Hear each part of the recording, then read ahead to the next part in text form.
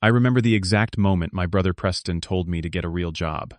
We were at a family dinner surrounded by everyone I loved, and he said it loud enough for the whole table to hear. Get a real job. Everyone knows you are just a glorified mechanic. The words hit like a slap, but I kept my face neutral, nodded, and kept eating.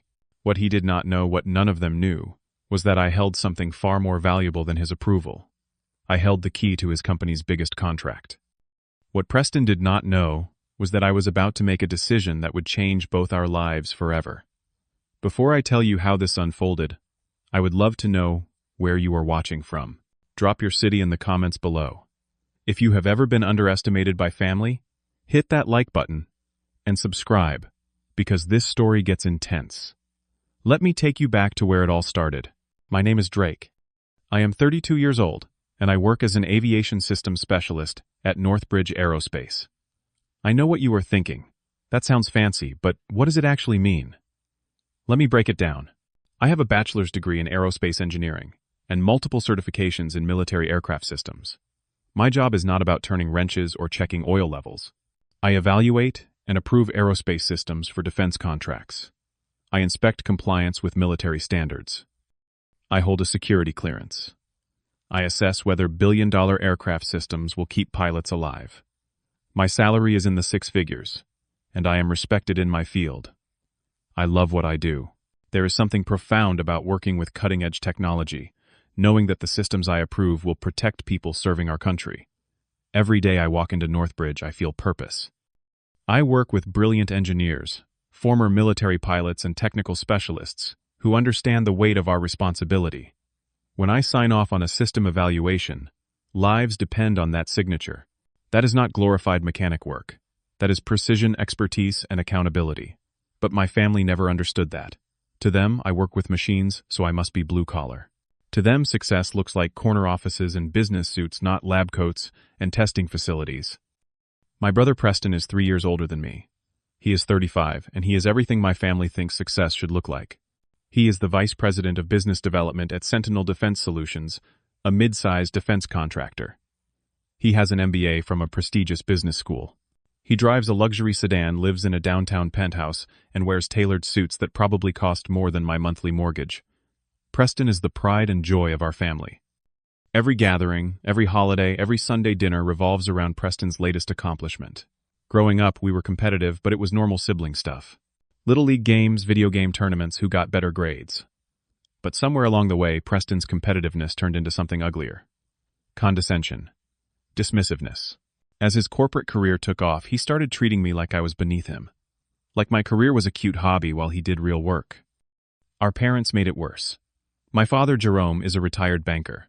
My mother, Claire, is a former teacher. They are good people, but they worship at the altar of corporate prestige. They understand business deals and promotions. They do not understand aerospace engineering or defense systems. So every family gathering follows the same script. Preston arrives, holds court talks about his latest deal, his business trips, his networking events. Everyone listens impressed, asking questions.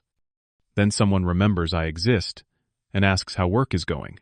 I start to explain a project, maybe something about a new fighter jet system evaluation, and within 30 seconds my mother interrupts to ask Preston about a promotion she heard mentioned. It hurts. Every single time it hurts. But I learn to swallow it, smile, and tell myself that the work matters more than validation. Last Thanksgiving, something shifted. It was a small moment, but it planted a seed. I was explaining a project involving advanced avionics systems for a military fleet upgrade. It was fascinating work, technically complex, strategically important. My mother smiled politely, said, "That is nice, honey," and immediately turned to Preston to ask about a potential promotion she had heard rumors about. Preston launched into a story about positioning himself for a vice president role, and the table erupted with congratulations. I sat there holding my beer invisible. That night, driving home alone, I felt something harden in my chest. Not anger exactly, just a quiet acceptance that they would never see me, never understand what I do, never respect it. I had no idea how soon that would change. 2 months later, we had another family dinner. It was a Sunday evening at my parents' house, and extended family was there. Aunts, uncles, cousins. Preston had just closed a major deal. He would not stop talking about it. He was vague on the details, just kept saying it was huge career defining a game changer for Sentinel. Everyone congratulated him, toasted with wine, patted him on the back. My Uncle Jerome turned to me with a smile that did not quite reach his eyes. "How is the garage treating you, Drake?" The tone was condescending, almost pitying. I felt my jaw tighten. "I work in aerospace systems evaluation, not a garage," I said calmly. Preston laughed from across the table. "Same difference. You work with tools and machines." I tried to explain. I talked about the technical complexity, the security clearance requirements, the military applications. Preston cut me off mid-sentence. "Drake, let us be honest. You did not go to business school. You are doing manual labor with a fancy title." My mother, instead of defending me, offered a weak compromise. "Both jobs are important, boys." My cousin Ashley, who works in marketing, chimed in. "I mean, corporate roles do require more strategic thinking." I looked around the table. My father was suddenly very interested in his plate. My mother sipped her wine. My relatives nodded along with Preston. I was surrounded by family and I had never felt more alone. I finished my dinner, quickly made an excuse about an early morning and left.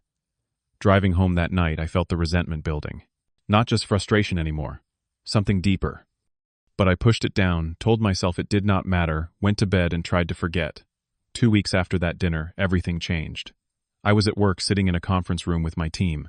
My supervisor, Marcus, a retired Air Force colonel with 30 years of experience, was leading the meeting. He pulled up a presentation on the screen. "We have a new contract evaluation coming through," he said. "Big one. $16 million. Avionics system upgrade for a military fleet." He clicked to the next slide and my stomach dropped. The company logo appeared. Sentinel Defense Solutions. Preston's company. Marcus continued talking, explaining the scope, the timeline, the technical requirements. I barely heard him. My mind was racing. He clicked again, and I saw the proposal cover page. Lead negotiator Preston Harlow. My brother. I sat there frozen, trying to process. This was Preston's big deal, the one he had been bragging about at dinner. The career-defining contract, and I was assigned to evaluate it. Marcus looked at me. "Drake, you will take the lead on the technical assessment. You have the most experience with avionics systems." I nodded, my mouth dry. The meeting ended, and I walked back to my desk in a daze. I pulled up the full proposal document. 400 pages of technical specifications, cost projections, timeline estimates, supplier information. I started reading, and the more I read, the more my concern grew. There were problems, real problems. The technical specifications did not fully meet military standards. There were gaps in the safety protocols. The cost projections seemed unrealistic, cutting corners to make the numbers attractive.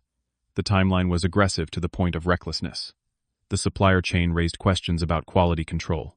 Page after page, I documented issues. This was not personal. This was not revenge. This was my job. I had a responsibility to ensure that any system we approved would keep pilots safe. If I signed off on a flawed proposal and something went wrong, people could die. But I knew what this would mean for Preston. If I filed an accurate technical report, his deal would fall apart. I sat at my desk staring at my notes, wrestling with the decision. Could I be objective? Was I seeing problems that were not there because of personal feelings? I went through the proposal 3 more times. I consulted technical manuals. I compared specifications to military requirements. Every time I reached the same conclusion. The proposal was substandard. I called Preston that evening. I tried to be subtle, give him a warning without breaking confidentiality. "Preston, I heard your company is bidding on some aerospace contracts." "Yeah, we are about to land a huge one." Why, I chose my words carefully. "Just want to make sure everything is solid. These evaluations can be tricky." Preston laughed. "Drake, do not worry about things you do not understand. This is corporate strategy, not wrench turning." I tried again. "I actually work in evaluation. I know the standards." Preston cut me off, his tone dismissive. "Look, little brother, I appreciate the concern, but I have got MBAs and lawyers handling this. You focus on your bolts and screws." The call ended. I sat there, phone in hand, feeling a mix of frustration and resignation. I had tried to help. He dismissed me. Again. Fine. I would do my job. Professionally. Objectively. Whatever happened after that was on him. 2 weeks later, another family event. A barbecue at my Uncle Thomas's house. It was a beautiful Saturday afternoon. I was at the grill cooking burgers, staying out of the spotlight. Preston arrived late, making a grand entrance. Everyone gathered around him. He had news. The Sentinel deal is practically done, he announced, grinning. 16 million. This will make my career. Champagne appeared. Toasts were made. I flipped burgers and said nothing. My Uncle Dave wandered over to the grill. You still fixing planes, sport? I kept my voice even. I evaluate aerospace systems for defense contracts. Preston overheard. He walked over, champagne glass in hand, that familiar smirk on his face. The entire backyard went quiet. Drake, when are you going to get a real job? His voice was loud, performative. Everyone knows you are just a glorified mechanic. The silence was deafening. I felt every eye on me. Preston kept going. I mean, I am closing multi-million-dollar deals while you are checking oil levels. A few cousins laughed. I felt heat rising in my face, but I kept my expression neutral. Different kinds of work, Preston. Sure, he said, patting my shoulder like I was a child. Someone has got to do the dirty work, right? More laughter. I looked around the backyard. My father was suddenly engrossed in a conversation with Uncle Dave, pretending he had not heard. My mother offered a weak Preston. Be nice to your brother. But there was no conviction in it. My cousin Rachel nodded. Preston has a point, though. Corporate careers are more prestigious. My Aunt Linda came over, smiling sympathetically. Drake, honey, have you thought about going back to school? Get an MBA like Preston. I stood there, spatula in hand, surrounded by my family, and I realized something. They would never respect me. It did not matter what I did, what I accomplished, what expertise I had. To them, I would always be less than Preston. I excused myself, went to the bathroom, and stared at myself in the mirror. I took a deep breath. I did not need their validation. I did not need their approval. But the humiliation burned. I returned to the party, stayed quiet, and listened. Preston was holding court, talking about the Sentinel deal. This contract will set me up for a VP promotion, he said. It is a done deal. I watched him, confident and arrogant, basking in the attention. I thought about the proposal sitting on my desk. The substandard specifications. The safety gaps. The unrealistic projections. We will see about that, I thought. I drove home that evening with a strange sense of calm. I was not plotting revenge. I was not trying to sabotage my brother. I was going to do exactly what I was hired to do. Evaluate the proposal based on technical merit. Follow the standards. Protect the people who would use these systems. If Preston's deal could not meet those standards, that was not my fault. That was his. Monday morning, I was back in the office. I called a team meeting. We went through the Sentinel proposal, line by line. I presented my findings. Multiple compliance issues. Technical specifications that did not meet military requirements. Safety protocols that were inadequate for the application. Cost projections that seemed designed to win the bid rather than reflect reality. Marcus listened carefully. This is serious, Drake. We cannot approve this as is. I nodded. I recommend requesting major revisions or rejecting the bid. My colleague Jennifer, a former Navy engineer, frowned. $16 million contract. Sentinel is not going to be happy. I looked her in the eye. Standards are standards. Lives depend on these systems. The room went quiet. Then Marcus nodded. You are right. Write up the full technical report. I spent the next 3 days on that report. Every issue was documented with evidence. Every non-compliance was cited with the specific military standard it violated. Every concern was backed by data. It was thorough, objective, and damning. There was no personal bias, no vendetta, just facts. I submitted it to Marcus. He reviewed it, nodded, and sent it up the chain of command. 1 week later, Northbridge sent a formal rejection letter to Sentinel Defense Solutions. The letter was professional but clear. The proposal did not meet technical requirements. There were significant safety concerns. Multiple areas of non-compliance with military standards. Sentinel was offered the opportunity to completely overhaul the proposal and resubmit, but essentially they would be starting from scratch. The $16 million deal Preston had called a done deal was dead. I heard through industry contacts that Sentinel was in chaos. Emergency meetings, executives demanding answers. I knew it was only a matter of time before Preston called. My phone rang on a Thursday afternoon. I answered. Did you have anything to do with this? Preston's voice was tight with rage. I kept my tone calm. I did my job. I evaluate contracts based on technical merit. You sabotaged me. This was personal. Actually, I tried to warn you. You called me a glorified mechanic. You are petty and jealous. You tanked my deal because you cannot stand my success. I let him finish. Then I spoke quietly. I followed protocol. Your proposal did not meet standards. That is not personal, Preston. That is professional. I am going to escalate this. I will talk to your boss. Feel free. My report is solid. The call ended. I sat at my desk feeling nothing. No guilt, no satisfaction, just certainty. I had done the right thing. Preston tried to fight back. He contacted Northbridge executives, demanded a review, brought Sentinel's lawyers. Northbridge stood firm. They brought in an independent third party to review my technical report. The independent reviewer confirmed every finding. Every issue I had cited was valid. Preston had no ground to stand on. Sentinel scrambled to revise the proposal, but the timeline was too tight. Word spread in the defense industry. Other contractors, sensing opportunity, submitted competing proposals. Better proposals. 3 weeks after the rejection, the contract was awarded to a competitor. Sentinel lost the $16 million deal. Preston's done deal had collapsed completely. The fallout was swift. News spread through the defense industry. Sentinel Defense Solutions had submitted a substandard proposal for a major military contract. Their reputation took a hit. Questions were raised about their internal processes, their quality control, their technical competence. Preston had been the lead negotiator. The failure fell squarely on his shoulders. Sentinel launched an internal investigation. How had this proposal gotten so far without anyone catching the flaws? The investigation revealed uncomfortable truths. Preston had overpromised to win the contract. He had cut corners to make the numbers attractive. He had not properly consulted with the technical team. He had pushed an aggressive timeline that the company could not realistically meet. He had been so confident, so arrogant, that he had ignored warning signs. The executives at Sentinel were furious. Preston was demoted. From Vice President of Business Development to Senior Account Manager. His corner office was reassigned. He was moved to a cubicle on a lower floor. His salary was cut.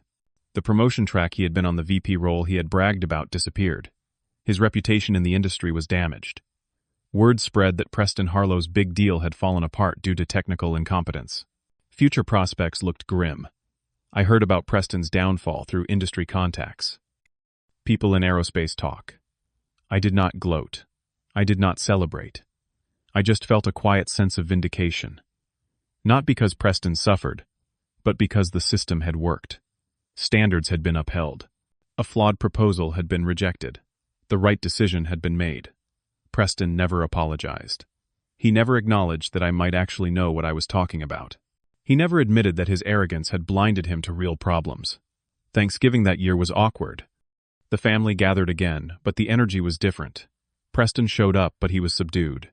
The arrogance was gone, replaced by a brittle defensiveness.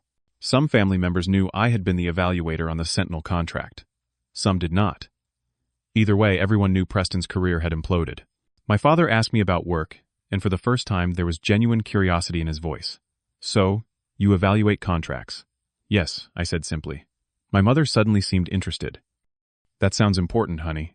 I nodded but did not elaborate. Preston sat across the table, avoiding eye contact with me. There was no apology, no acknowledgement, just silence. I realized something that day. They still did not truly understand or respect what I did. They just feared me now. They had seen that my work had power, that my signature could make or break million-dollar deals. That scared them into a kind of respect, but it was not real. It was not based on understanding or appreciation. It was based on fear of what I could do. And that was not what I wanted. Over the following months, I went through my own process. At first, I felt vindicated, justified. Preston had humiliated me, dismissed me, belittled my work in front of everyone I loved, and I had proven him wrong in the most concrete way possible. But as time passed, the vindication faded. I started to feel something else. Not guilt exactly, but a kind of sadness. I realized I did not need my family's validation. I never had. The people who mattered, my colleagues at Northbridge, the engineers I worked with, the military personnel whose lives depended on the systems I approved, they respected me. They understood the value of what I did. They knew I was not a glorified mechanic. I was an expert, a specialist, a professional who took his responsibility seriously. I built stronger relationships at work. I mentored younger engineers who were just starting their careers. I led major projects and earned recognition in the aerospace industry. I made close friends within the aerospace community, people who spoke my language, who understood the work, who valued precision and expertise. These people became my real family. On weekends, I started volunteering. I taught STEM classes to underprivileged kids, showing them that careers in aerospace and engineering were possible. I watched their eyes light up when they learned about fighter jets, satellite systems, space exploration. I found fulfillment in inspiring the next generation, in opening doors for kids who might not otherwise see those possibilities. My relationship with my family became polite but distant. I attended major holidays, birthdays, weddings, but I stopped seeking their approval. I stopped trying to explain my work. I stopped caring whether they understood. When they asked about my job, I gave brief, pleasant answers and changed the subject. I created boundaries that protected my peace. Preston and I barely spoke. At family events, we were cordial, but there was a wall between us. He never apologized for the glorified mechanic comment. He never acknowledged that his proposal had actually been flawed. In his mind, I had sabotaged him out of jealousy. He could not, or would not see that I had simply done my job. That was fine. I did not need his understanding either. Looking back now, I do not regret anything. I did what was right. Military contracts are not games. They are not about ego or family politics. Lives were at stake. If I had approved Preston's flawed proposal to protect his feelings or avoid family drama, and something had gone wrong, I would never have forgiven myself. Professional integrity mattered more than keeping the peace. The real lesson I learned was about worth. Your worth is not determined by other people's understanding of what you do. Some people will never see your value. That is their limitation, not yours. Success is not about prestige or validation from people who do not understand your field. Success is about doing meaningful work with integrity. It is about knowing at the end of the day that you did the right thing. I do not hate Preston. Honestly, I feel sad for him. His pride blinded him. His arrogance made him dismiss real concerns. His need to be superior prevented him from listening to someone who could have helped him. He paid a steep price for that, and I take no pleasure in it. I am not angry at my family anymore either. They showed me their limitations. They value things I do not value. They measure success in ways that do not resonate with me. That is okay. I have found my own measures of success, my own community, my own sense of purpose. I am free now. Free from needing their approval. Free from measuring myself against Preston's corporate achievements. Free from feeling less than because my work is technical rather than executive. I know what I do matters. I know I am good at it. I know I make a difference. That is enough. Just last week, I was at work reviewing another major contract proposal. My colleague Jennifer walked by my desk and glanced at the document. "Think this one will pass?" she asked. I smiled. "If they did the work right, absolutely." She laughed and kept walking. I went back to my review carefully, checking specifications, verifying compliance, ensuring safety standards were met. Turns out being a glorified mechanic means I hold the keys to empires. I sign off on systems worth hundreds of millions of dollars. I protect the lives of pilots and crews. I uphold standards that keep our military technology reliable and safe. And I sleep just fine at night, knowing I never compromise on what matters. Preston learned that the hard way. Sometimes the person you underestimate is the one holding all the power, and they do not even need to flaunt it. They just need to do their job right. So here is my question for you. Have you ever been underestimated by someone who should have known better? Have you ever had your work dismissed by people who did not understand what you do? Drop your story in the comments. I would love to hear how you handled it. If this story resonated with you, hit that like button. Subscribe to this channel for more real-life stories about standing up for yourself and finding your worth. Share this with someone who needs to hear that their work matters, even if others do not see it. Thank you for listening to my story. I hope it reminded you that you do not need anyone's permission to know your value. Stay strong, stay true to yourself, and never let anyone make you feel small. Take care.